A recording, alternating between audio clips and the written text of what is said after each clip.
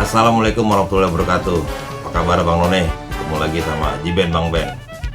Kemarin di episode awal gue cerita tentang Haji Ropiun, kerabat-kerabat dari Kemayoran. Haji Ropiun adalah kakeknya Babe Benyamin Sueb. Nah kali ini sekarang gue mau ceritain tentang Babe dan nyaknya Babe Benyamin, alias Pak Sueb dan Ibu Siti Aisyah.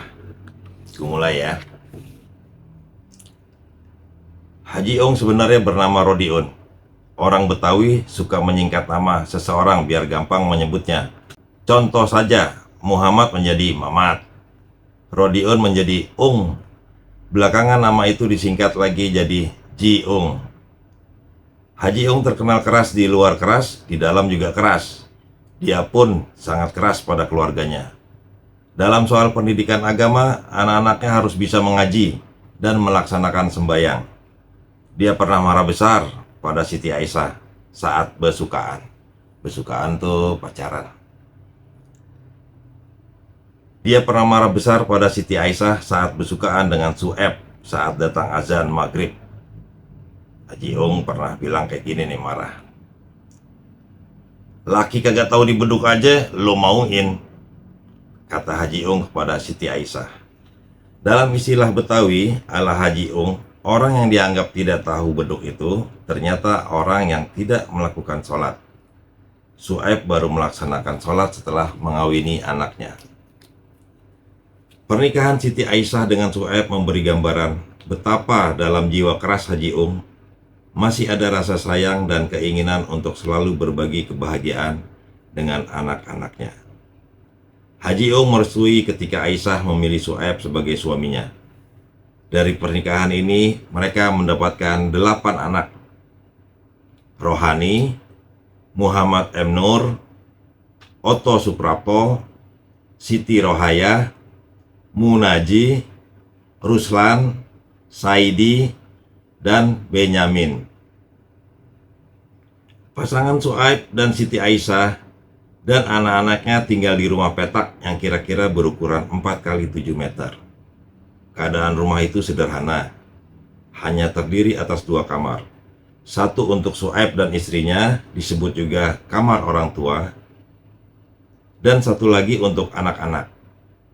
Di kamar orang tua ada ambin berukir, dan di kamar anak-anak ada ambin dari besi.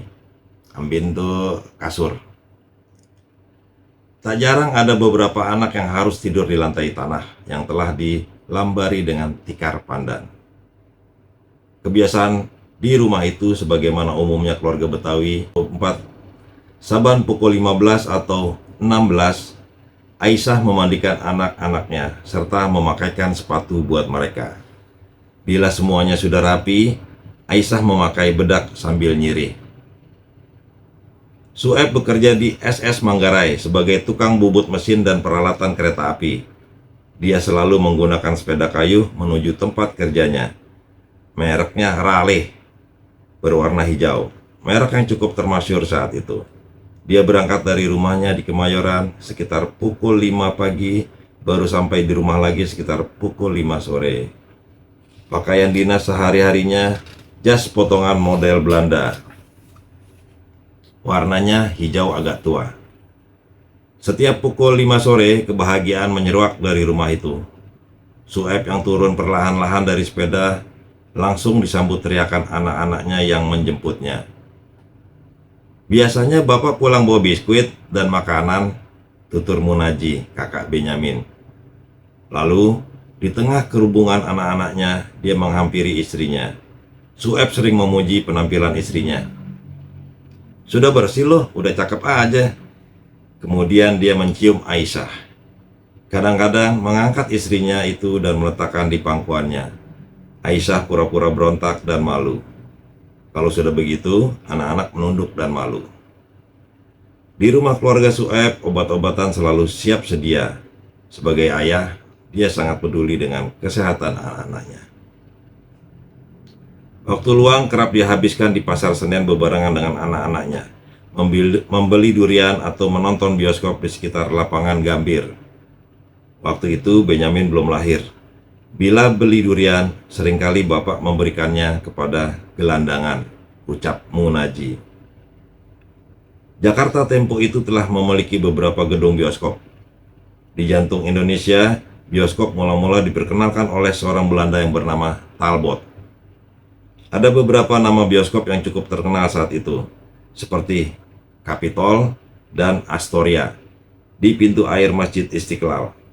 Daerah yang sekarang menjadi Masjid Istiqlal itu dulunya adalah benteng Frederik Hendrik yang dibangun pada zaman Gubernur Jenderal Van der Bos tahun 1834. Benteng berdinding 1 meter lebih ini terletak di sebuah taman kota bernama Wilhelmina Park, sebuah jalan bawah tanah menghubungkan benteng tersebut dengan pasar ikan. Jangan dikata menonton film bioskop zaman dulu senyaman sekarang. Berlayar lebar, bergambar berwarna, tata suara yang ciamik, dan ruangan yang adem berpenyejuk. Film bioskop tempo dulu masih hitam putih dan tidak bersuara. Bila penontonnya padat, udara sedikit gerah. Tapi, peraturan bioskop ketat sekali. Tak boleh anak kecil masuk ke dalam gedung bioskop. Pemerintah bisa menutup bioskop bersangkutan. Hanya mereka yang genap berusia 17 tahun ke atas yang boleh menikmati tontonan. Sueb paling senang nonton film koboi yang ada tembak-tembakannya. Bioskop Globe di bilangan Pasar Baru menjadi tempat favoritnya buat menonton film. Bagi keluarga Sueb, perjalanan menuju gedung bioskop merupakan plesir yang menyenangkan. Soalnya mereka bakal naik angkutan umum yang umumnya mobil Chevrolet. Jangan membayangkan minibus apalagi sedan sport. Benar sih mereknya Chevrolet, tapi bentuknya masih logam yang membulat dengan ban berpelek jeruji. Lampunya misah, klaksonnya masih dipencet. Jalur pasar Nangka Senen cukup dibayar dengan uang 5 sen. Sueb juga memiliki kegemaran bermain biliar, permainan masyarakat kelas atas waktu itu. Kesukaannya main pada malam hari di Glodok, daerah kota, tapi bukan di gedung Societet yang sekarang terkenal sebagai Harmoni. Di sana hanya orang Eropa totok yang boleh masuk ke dalamnya. Untuk urusan yang satu itu, Sueb tak segan-segan ngelayap. Ngelayap tuh jalan-jalan atau keluyuran dengan sepeda pada pukul 7 malam atau pukul 8 malam dari Kemayoran. Meski jalanan waktu itu gelap dan sunyi. Biliar memang bukan sembarangan permainan saat itu, dan tak semua orang memainkannya. Tak aneh bila teman-temannya kebanyakan adalah orang Belanda atau peranakan Belanda. Meski bergaul dengan orang-orang Belanda, Sueb tak memiliki rasa segan kepada mereka. Memang temperamennya tak jauh dari mertuanya, Haji Ung yang panasan itu. Suatu ketika, dia pernah berantem dengan orang Indo-Belanda. Dia hantam dengan gitar. Pukulan itu dapat ditangkis dengan tangannya. Benturan itu mengakibatkan gitar hancur. Dia masih tidak terima. Batang gitar dia rebut, lalu dihantamkan balik ke orang itu. Si Indo-Belanda berteriak dan lari ketakutan. Itu belum seberapa. Kabarnya dia pernah berantem sampai lawannya masuk rumah sakit. Bahkan tentara Belanda juga dia ladenin. Sikapnya yang temperamental itu juga berimbas pada anak dan tetangganya. Asal tahu aja, dia paling tak suka anaknya main di sawah, apalagi mandi pada bekas kubangan kerbau. Celakanya, teman sepermainan anak-anaknya senang sekali mengajak bermain di kubangan kerbau. Mula-mula mereka menunggui kerbau yang berendam dalam kubangan lumpur.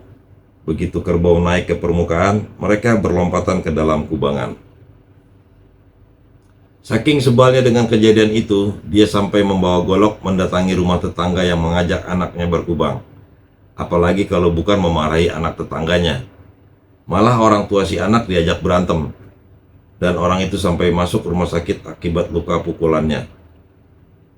Lain kali dia pernah mendamprat seorang tukang gerobak. Perkaranya memang berabe. Tukang gerobak itu mengayunkan cemeti ke kudanya. Dia tak melihat Sueb bersepeda di dekatnya. Sialnya cemeti itu mampir mengenai hidung Sueb. Sueb tak terima dan langsung turun dari sepeda nyamperin tukang gerobak itu. "Mata lo kagak lihat?" bentaknya ke tukang gerobak. "Maaf Pak, saya tidak tahu," jawab tukang gerobak. "Bohong lu," serga Sueb. Pecut dirampas dan dibawa pulang oleh Sueb.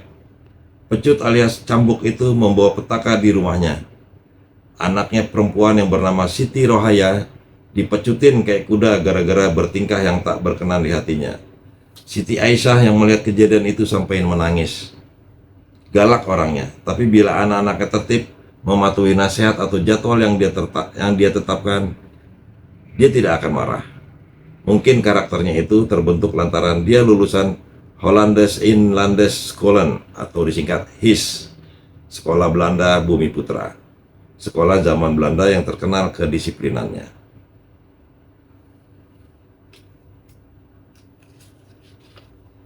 Lain di rumah, lain di kantor. Tapi masalah selalu menguntit Sueb. Di kerjanya, Sueb bersitegang dengan teman kerjanya. Pasalnya dia dianggap suka mengkritik temannya itu. Kesal karena perbuatannya, temannya itu melaporkannya kepada polisi. Polisi Belanda pada saat itu.